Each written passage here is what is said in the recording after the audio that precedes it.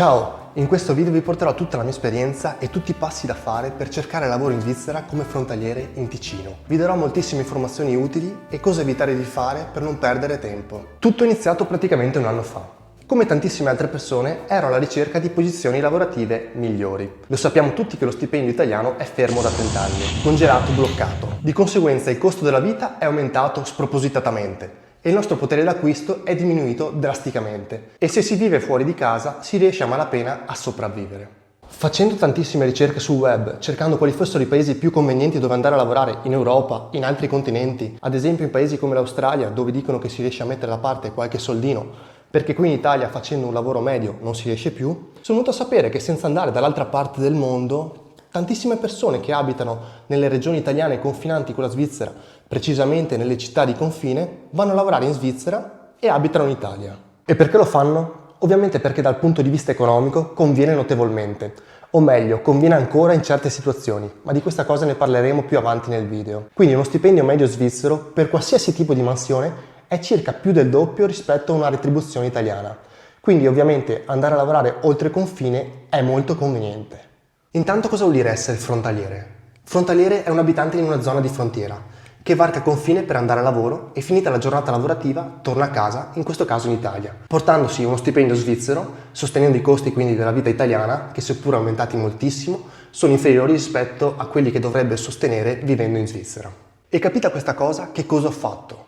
Ho iniziato a guardarmi tutti i principali siti di ricerca lavoro in Svizzera e mi sono iscritto a tutte le principali agenzie delle città svizzere confinanti con l'Italia. Una vera e propria analisi del lavoro in Svizzera, cercando quali fossero le figure professionali più ricercate, guardando se ci fossero degli annunci in linea con le mie esperienze lavorative e rispondendo anche attivamente agli annunci.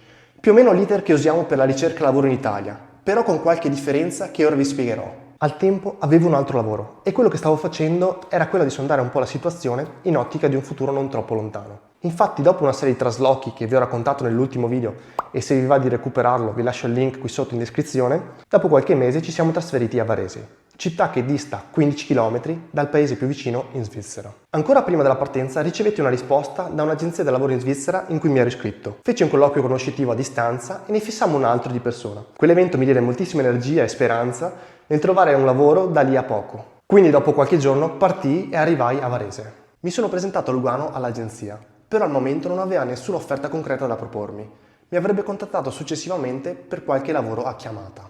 Tornato nel mio primo alloggio provvisorio, ho cercato di assorbire più informazioni possibili nei vari siti, articoli, video su YouTube su quale fosse la strategia migliore per presentarsi e trovare un lavoro in Svizzera. Innanzitutto specifichiamo una cosa molto importante. La Svizzera non fa parte dell'Unione Europea. Quindi è un paese extracomunitario e cercare lavoro in Svizzera non è come cercare un lavoro in Italia.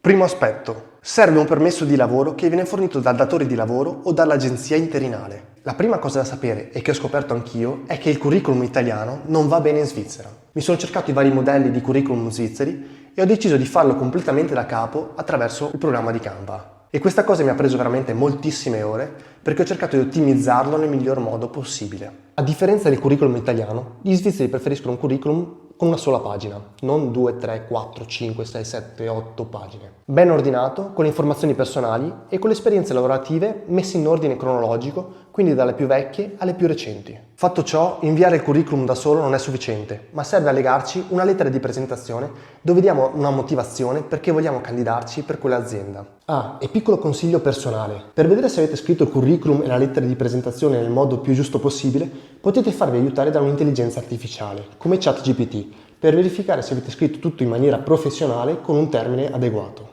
A quel punto ho deciso una zona dove partire con la ricerca, nel mio caso quella più vicina dopo il confine, la zona di Stabio, Mendrisio, Chiasso, Lugano, eccetera. Mi sono riguardato di nuovo tutte le agenzie di lavoro di quei paesi dove mi sono riscritto, ho riaggiornato tutte le mie informazioni col nuovo curriculum, quella cosa mi ha preso veramente molto tempo, tutte le aziende della zona che fossero in linea col mio profilo, ma anche no, e mi sono tirato giù tutti i contatti per creare delle lettere personalizzate per ciascuna.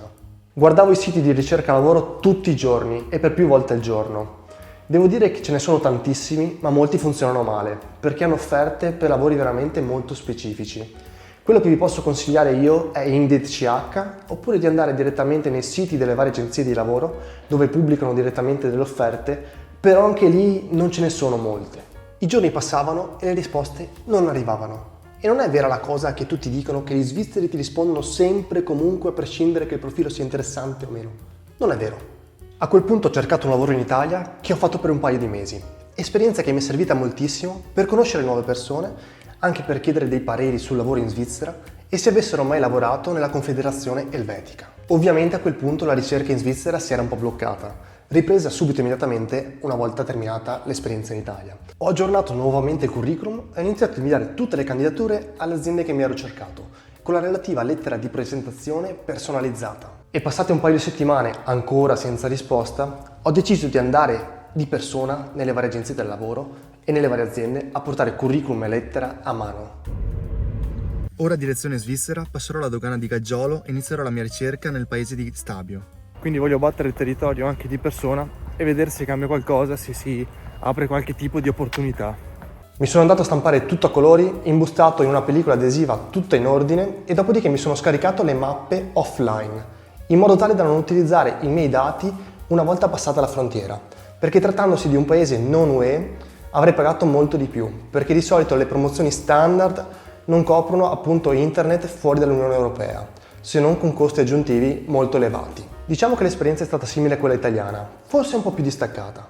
Ho suonato il citofono, mi sono presentato, tanti mi hanno aperto, sono entrato, dopodiché ho consegnato il curriculum e in quei 10-20 secondi mi sono giocato le mie carte. Ho detto quello che sapevo fare, se stavano cercando personale in quel momento, che sarei stato disponibile, e mi sono congelato con dei saluti. Tanti invece non mi hanno nemmeno aperto il cancello e mi hanno detto di mettere il curriculum dentro la buca delle lettere. Analizziamo un attimo la situazione. Le mie esperienze lavorative sono molto varie, quindi la mia ricerca è su vari settori. La zona è quella del Canton Ticino, dove ogni giorno 80.000 italiani varcano il confine per andare a lavoro. E la concorrenza per lavori non specializzati è davvero molto alta. Altro aspetto è che molti posti di lavoro, ad esempio la maggior parte dei supermercati, accetta candidature solamente da persone con residenza in Svizzera, quindi non accetta residenti in Italia. Altro fattore è che il lavoro, come in Italia, è gestito soprattutto dalle agenzie di lavoro e da quello che ho visto non mi sembrano molto collaborative. Quando vi dicevo all'inizio del video che potrebbe non essere più così tanto conveniente andare a lavorare in Svizzera come frontaliere, è perché dal 18 luglio 2023 c'è stato praticamente un accordo bilaterale tra Italia e Svizzera sul cambio della regolamentazione dei nuovi frontalieri. Cioè chi inizierà a lavorare in Svizzera dal 18 luglio 2023 in poi sarà soggetto a una doppia tassazione, quindi dovrà pagare le tasse sia in Svizzera che in Italia. Non entro nelle specifiche perché non sono la persona adatta per farlo. Praticamente succede che quello che ti rimane in tasca è molto meno rispetto ai vecchi frontalieri del vecchio ordinamento che pagavano le tasse e che pagano tuttora le tasse solamente in Svizzera. Ovviamente calcoli che si fanno soprattutto valutando lo stipendio di partenza proposto. Sono quasi sicuro che comunque converrà ancora andare a lavorare in Svizzera, però bisogna fare molte più valutazioni rispetto a prima. Innanzitutto quanta strada bisogna percorrere per arrivare nel punto di lavoro. 10, 20, 30, 50, 100 km? È una valutazione molto importante da fare, anche perché in quelle zone si muovono talmente tante persone che c'è di solito tantissimo traffico e nei previsti sono all'ordine del giorno. E il netto che prenderai ogni mese dal tuo stipendio, quello non sarà l'effettivo netto, perché parte dei soldi dovrai restituirli l'anno seguente con la dichiarazione dei redditi allo Stato italiano. Quindi dovrai congelare parte del tuo patrimonio, come una partita IVA ad esempio, da restituire l'anno successivo allo Stato. Questa esperienza mi sta facendo imparare tantissime cose, da creare un curriculum in un formato diverso da quello italiano per un paese non UE, a quello di presentarsi in un certo modo e anche alle difficoltà veramente grosse che ci sono di trovare un'occupazione anche fuori dall'Italia. E il mercato del lavoro è difficile veramente ovunque. Puoi impegnarti e avere tutta la voglia possibile per trovare un'occupazione migliore, ma tante volte può non bastare e non dipende solamente da te. Sono passati 4 mesi e non ho ancora ricevuto offerte dalla Svizzera. Io comunque continuerò a cercare. E nel caso vi aggiornerò nei prossimi video. Se anche te vuoi andare a lavorare in Svizzera oppure in un altro paese o semplicemente ti ho incuriosito con questo video, spero che le informazioni che ti ho dato siano state utili e anche la mia esperienza personale. Intanto vi saluto e vi ringrazio per essere arrivati fino a questo punto del video e ci vediamo in un prossimo nuovo contenuto. Ciao da Jack!